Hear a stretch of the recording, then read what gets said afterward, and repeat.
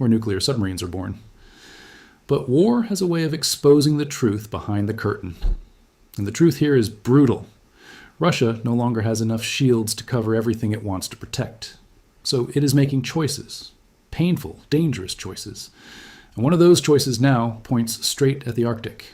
Satellite images tell the story better than any official statement ever could. Around the city of Severodvinsk, a place tucked away on the coast of the White S, what if the country you feared most in the world quietly took its own armor off? What if the leader who built his image on strength was now forced to choose which of his own cities to leave naked in the sky? Before we go further, hit that like button right now, because this story only gets stranger. Subscribe and ring the bell too, because what Putin is doing in the far north might be one of the biggest gambles of this entire war, and you will want to see how it ends. Right now, in the coldest, most guarded part of Russia, something unthinkable is happening. The skies over one of Moscow's most prized military secrets are being left open, not by accident, not by mistake, by choice. For years, the world believed Russia's air defense was untouchable. Layers of missiles, radars, and interceptors were supposed to protect everything that mattered, from the Kremlin's walls to the icy shipyard's EA. The missile batteries that once stood guard have simply vanished. No launchers, no radar dishes, no soldiers moving between the vehicles, just empty fields where a serious military presence used to be. This would be strange enough on its own, but Severodvinsk is not just another town. It is home to the only shipyard in all of Russia capable of building nuclear-powered submarines. Think about that for a second. One facility, one single point on the map, and it now sits without the protective umbrella it had for decades. To understand why this matters so much, we need to rewind a little and look at how Russia got here. Since the invasion of Ukraine began, the war has slowly turned into something nobody expected, a drone war. Cheap, fast, hard-to-detect flying machines have become Ukraine's most effective weapon against a much larger and better-funded army. These drones do not fly high and loud like old Soviet era bombers. They creep in low, hug the ground, and slip past radar systems that were designed decades ago for a completely different kind of threat. Every week brings new reports of refineries burning, airfields damaged, and military depots reduced to rubble deep inside Russian territory. To fight back, Russia has been forced to burn through its air defense missiles at a pace that its factories simply cannot match. Every intercepted drone costs a missile that took months to build. Every missile fired is one less protecting somewhere else. And that is where the real crisis begins, because you cannot defend everything when you are running out of shields. Think about what that actually means for a country that spent decades building the image of an untouchable military giant. Somewhere inside the Kremlin, a decision had to be made. Not a decision about how to win, but a decision about what to lose first. And that alone tells you how much pressure this war has placed on Russia's entire defense structure. This is not the first time Russia has pulled its defenses from somewhere sensitive to plug a hole somewhere else. Long before the story reached the Arctic, similar retreats had already happened elsewhere. Independent researchers tracking military movements noticed as far back as late 2023 that air defense batteries were being pulled out of Kaliningrad, Russia's isolated western outpost squeezed between Poland and Lithuania, and sent toward the city of Rostov, closer to the fighting. Then came an even bolder move. When Ukrainian drones started reaching all the way to Moscow itself, Putin ordered defense systems to be stripped straight from the front. Lines in Donetsk and Zaporizhia, and rushed to the capital. Imagine that. Frontline soldiers fighting an active war, suddenly losing the very systems meant to protect them overhead, because Moscow needed those systems more. And this pattern is not slowing down. It is accelerating. Every month, more analysts publish new satellite comparisons, showing the same story repeating itself in different corners of the country. Empty fields where missile batteries used to sit, support vehicles gone, radar dishes dismantled and shipped elsewhere. What started as a handful of isolated moves has turned into a nationwide reshuffling of Russia's entire air defense map. Add it all up, and the numbers become staggering. Since the war began, close to 60% of Russia's entire stock of long-range S-300 and S-400 air defense systems has been moved from where it originally stood. 60%. Think about what that means for a country the size of Russia, stretching across 11 time zones. An enormous share of its most advanced defense equipment is no longer where it used to be, no longer protecting what it once protected. So where did all of it go? Follow the trail, and it leads straight to the places Russia fears losing the most. Moscow sits at the very top of that list. Today, the capital is wrapped in one of the most heavily defended airspaces on the planet. Roughly 130 separate air defense points ring the city in overlapping layers. More than 50 short-range systems built to knock out drones sit. Inside the urban area itself, some reportedly placed right on the rooftops of government buildings and skyscrapers. Around 24 long-range batteries stand ready to intercept anything that slips past the inner ring. The shift did not happen quietly either. Locals in Moscow started noticing strange new shapes appearing on buildings they walked past every day. Boxy launchers mounted next to air conditioning units and satellite dishes, a strange new normal for a capital that once felt untouchable by any war. For a government that has spent years telling its people the war is far away and under control, that kind of visible militarization of the skyline sends a very different message. But the front that has truly chewed through Russia's air defense stockpile is occupied Crimea. Ukraine has targeted the peninsula with a relentless, almost surgical campaign, hunting down batteries one by one. Within a matter of months, during the spring of 2024 alone, more than a dozen air defense systems on the peninsula were destroyed or crippled. Every time Russia rushed in a replacement, Ukraine found a way to strike it again. And each of those systems is not cheap. A single S-400 battery can cost more than $500 million. Losing one is not just a military setback. It is a financial wound that takes years to heal. To patch these wounds without spending money it does not have, the Kremlin turned to the safest, quietest corners of the country. Regions far from any fighting. Regions it assumed no one would ever dare attack. And at the very top of that list sat the Arctic. There is one story that connects all these dots in the most human, most tragic way possible. It involves a soldier named Vladimir Spiridonov, a 51-year-old lieutenant colonel from Severodvinsk, who had spent years commanding an air defense battalion protecting his own hometown and its shipyards. At some point, his unit and its equipment were pulled away from the Arctic and sent to the opposite end of the country, straight into occupied Crimea. On April 30th, 2024, Spiridonov was killed there, on one of the most dangerous fronts of the entire war. News agencies confirmed that Ukrainian forces had struck Russian air defense positions in Crimea on that exact same day. It was not a coincidence, it was proof. Officially, the Kremlin rarely admits when a specific base loses its equipment. These moves are meant to stay hidden, tracked only through commercial satellite photos and quiet reporting by independent researchers who spend their days comparing images from month to month, watching for missing shapes in empty fields. It is a strange kind of modern warfare, fought partly in the sky and partly in the pixels of a satellite photograph. Spiridonov's body was brought home for burial, and here is the detail that turns this into something almost impossible to forget. The cemetery where he was laid to rest sat barely 500 meters from the very hill where his own missile battery used to stand guard before it was shipped off to war. A soldier came home to be buried beside the empty post he once protected. We are only getting started, and this story keeps getting bigger. If you have made it this far, tap subscribe now, because the deeper we go, the more this starts to look like one of Putin's riskiest decisions of the entire war. Now let us really understand what Severodvinsk means to Russia, because once you see it clearly, the risk becomes almost impossible to ignore. After the Soviet Union collapsed in the early 1990s, Russia could no longer afford to run multiple submarine factories scattered across the country, so it consolidated everything into a single facility, the Sevmast shipyard in Severodvinsk. Ever since, this has been the only place in the entire nation capable of building nuclear-powered submarines. Not one of several, the only one. Over more than 80 years, this single shipyard has launched over 130 submarines into the water. Today, it builds two of the most important classes in the entire Russian Navy. The first are the Boret-class submarines, massive vessels built to carry intercontinental ballistic missiles known as Bulava, each one loaded with warheads capable of splitting apart mid-flight and striking multiple targets at once. A single one of these submarines, hidden somewhere beneath the ocean, holds enough destructive power to reshape the outcome of a war on its own. The second class, built here, is the Yasin-M, a newer generation of attack submarines designed to hunt quietly and strike hard, whether the target is another ship or something far inland. These vessels also carry Zircon hypersonic missiles, weapons that travel at roughly 9 times the speed of sound, fast enough to overwhelm almost any defense system built to stop them. Right next door sits another critical piece of this puzzle, the Zvezdochka shipyard, the largest facility in the country, responsible for repairing and modernizing these submarines throughout their entire operational life. Between these two shipyards, an entire nation's underwater nuclear strength depends on a single city on the edge of the Arctic Circle. There is no backup plan here, no second shipyard waiting in reserve somewhere else in the country. If something happens to this one location, there is no factory floor to shift production to, no alternative city that already has the specialized cranes, the trained welders, or the decades of accumulated expertise needed to build something as complex as a nuclear submarine.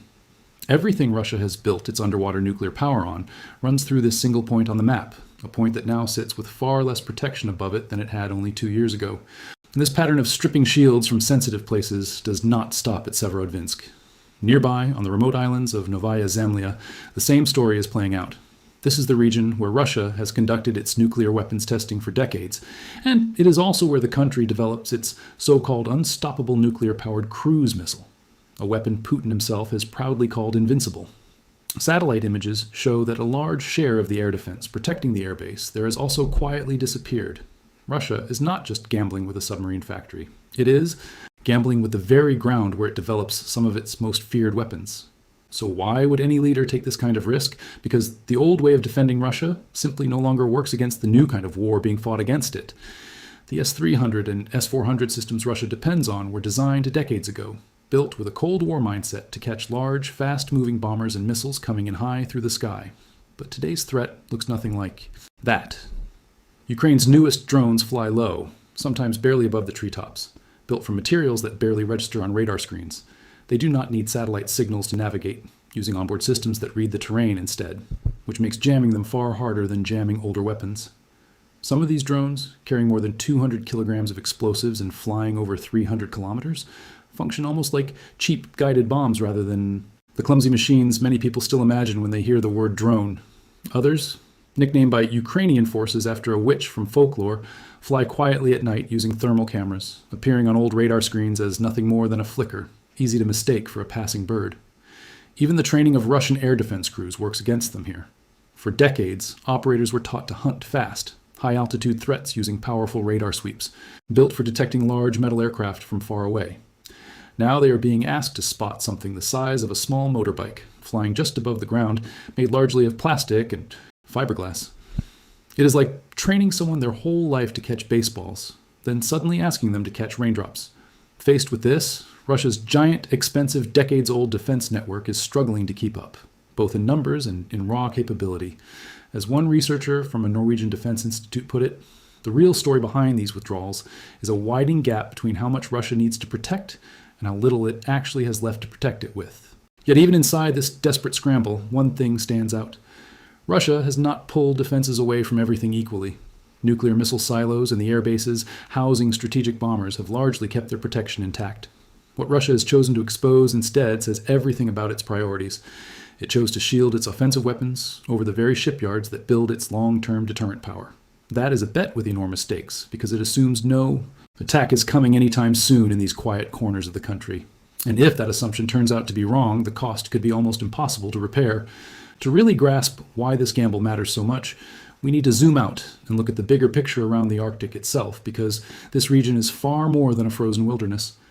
It is one of the most fiercely contested chessboards on the planet right now.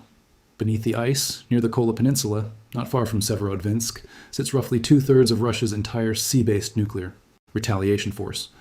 Around 7 nuclear-powered submarines, armed with missiles capable of reaching targets more than 9,000 kilometers away, sit waiting at bases along this coastline. These vessels are the backbone of what militaries call second strike capability, the guarantee that even after taking a devastating blow, a country could still strike back. Protecting this capability is so important to Russian military doctrine that the entire region has its own defensive concept, a heavily guarded bastion, built specifically to keep these submarines safe as they slip out into the open ocean. But that fortress has a weak point too. To reach open water, Russian submarines must pass through a narrow stretch of sea between Greenland, Iceland, and the United Kingdom, a corridor NATO has quietly monitored with underwater listening equipment for decades. Russia has long feared that places like Norway's remote Svalbard Islands could be used to seal off this passage entirely during any real conflict. Some military analysts describe the Arctic as a slow-motion arms race hidden under the ice, one that rarely makes headlines the way the war in Ukraine does, but one that could shape the next several decades of global power just as much. Every base built, every submarine launched, and every patrol flown here quietly adds another layer to a standoff most people never hear about. There's also money at stake here, enormous amounts of it. As Arctic ice melts, a new shipping route opens along Russia's northern coastline, one that could cut weeks off the usual journey between Asia and Europe. For a country boxed out of many Western markets by sanctions, this route is becoming a lifeline toward Asian buyers, especially China. Russia has been investing heavily in the world's largest fleet of icebreakers just to control and profit from this passage, and Putin has openly called the Arctic the country's future. Because of all this, Russia has spent the last decade rebuilding its military presence across the region, reopening old Soviet bases and constructing new ones, now numbering more than 40 facilities along the Arctic coastline. At the same time, NATO has grown far stronger in this same space. With Finland and Sweden now part of the alliance, NATO fighter jets can reach sensitive Russian bases on the Kola Peninsula within minutes of takeoff. Norway, sharing a long land border with Russia, now sits on the very front line of this quiet standoff, playing the role of an ever-watchful neighbor, tracking every submarine movement, every flight, and every unusual signal along the coastline. What used to be a sleepy, frozen edge of Europe has slowly turned into one of the most closely watched borders on the continent. Here is a twist, though. While Russia's naval nuclear power in the Arctic remains formidable, its ground forces there have been drained dramatically, pulled south to fight in Ukraine. Some estimates suggest these units have lost as much as 80% of their original strength. In other words, Russia's true power in the far north no longer comes from soldiers on the ground. It comes almost entirely from submarines, and from the very shipyard that Russia has now left standing without air defense. Before we get to how this story could end, take a second to share this video with someone who loves geopolitics or military history, because this is exactly the kind of story that deserves to spread further than the algorithm alone will carry it. So here is the real question hanging over everything we have just walked through. If Ukraine ever managed to strike this exposed shipyard, could Russia actually recover from it? The honest answer looks grim for Moscow. Sevmash is not one of several submarine factories. It is the only one Russia has. Serious damage here would not just wreck a building. It would freeze an entire nation's nuclear submarine program at its single point of origin. And it is not just about machines and money. It is about people, too. Building a nuclear submarine requires welders, engineers, and technicians with decades of specialized training passed down from one generation to the next inside this single shipyard. You cannot simply hire new workers and expect the same precision overnight. That kind of expertise takes years to grow, and it cannot be rebuilt quickly if the physical buildings and equipment that house it are ever seriously damaged. Building one nuclear submarine from scratch already takes around 7 years under normal conditions. And normal conditions no longer exist for Russia's defense industry. Many of the precision components needed for modern submarines, especially the advanced machinery used to craft ultra-quiet propellers and the microchips inside complex electronic systems, traditionally came from Western suppliers. Sanctions have slammed that door shut. The workaround networks Russia has built through China and other intermediaries cannot match the strict quality standards nuclear submarine construction demands. Add to this the fact that this shipyard's last major upgrade dates back to the 1970s, and the picture of recovery starts looking almost impossible. All of this raises a fair question about whether this entire withdrawal decision even makes sense. To stop drones from reaching Moscow and to slow the bleeding in Crimea, Russia appears to have accepted a risk in the Arctic that could take decades, maybe longer, to undo. But before we crown this as a certain disaster, it is only fair to look at the other side of the coin, because Severodvinsk is not exactly an easy target either. The city sits somewhere between 1,500 and 2,000 kilometers from Ukrainian territory, deep inside Russia. That distance alone pushes even Ukraine's longest-range drones close to their absolute limit. Any drone attempting that journey would also have to cross through Russian electronic jamming zones, and whatever defenses remain along the way, cutting the odds of success dramatically. Then there is the weather. Severodvinsk sits inside a brutal polar climate, home to one of the northernmost major industrial zones on Earth. Months of freezing temperatures, sometimes dropping below minus 40 degrees, along with blizzards and heavy ice, can drain drone batteries and disrupt their flight performance in ways warmer climates never would. Pulling off a large, coordinated strike against a target this distant, in weather this extreme, is an enormous logistical challenge that Ukraine has not yet attempted at this scale. Ukraine's drone campaign so far has mostly focused on targets with a direct, immediate impact on the war itself: oil refineries, ammunition stockpiles, frontline air bases. These are the targets that hurt Russia today, on today's battlefield. A distant shipyard, however symbolically powerful a strike there might be, may simply not offer the same immediate payoff for Kiev right now. It is also worth noting that Severodvinsk has not been left completely bare. Satellite images still show a limited number of short-range defense systems in the area. Some analysts even suggest this withdrawal might not be pure desperation at all, but a deliberate shift in strategy, moving away from old, bulky, fixed defense lines toward something more scattered and flexible, better suited to fighting drones rather than the giant bombers of the past. There is also a psychological side to all of this that rarely gets discussed. A country that has spent generations projecting strength through its nuclear submarine fleet now has to quietly accept that this same fleet's birthplace sits more exposed than at any point since the Cold War ended. Even if no attack ever comes, the mere fact that this vulnerability now exists changes how Russia's rivals see it, and perhaps even how it sees itself. Still, even with all these arguments in Russia's favor, one uncomfortable truth remains standing at the center of this entire story. Modern warfare has proven again and again that fixed targets are never truly safe forever. Shipyards cannot move, submarine construction halls cannot be hidden, and a country that has already shown it is willing to strike deep again and again throughout this war may simply be waiting for the right moment, the right technology, or the right opportunity to reach even the farthest corners of Russian territory. History has a strange way of judging these kinds of decisions, only in hindsight. Right now, this withdrawal looks like a calculated risk, a hard but logical trade made under pressure. But history is full of moments that looked perfectly reasonable at the time, and were only later remembered as turning points, the exact instant when a powerful nation quietly became a little less powerful, without anyone fully realizing it in the moment. So Putin has made his bet. He has traded protection for his most valuable industrial secret in exchange for safer skies over Moscow and steadier defenses in Crimea. Whether history remembers this as a clever, calculated trade-off or as the single decision that finally exposed Russia's greatest weakness may not be answered for years. But one thing is already certain. The empty fields, where missile batteries once stood in the far north, are not just empty land anymore. They are a quiet, visible symbol of a war that has forced Russia to choose again and again what it can protect and what it must now leave open to fate. What do you think Putin is really betting on here? Drop your thoughts in the comments below, because this is a conversation worth having. And if this video kept you hooked until the very end, you already know what to do. Like it, subscribe, and share it with someone who needs to see how far this war has really reached. We will see you in the next one.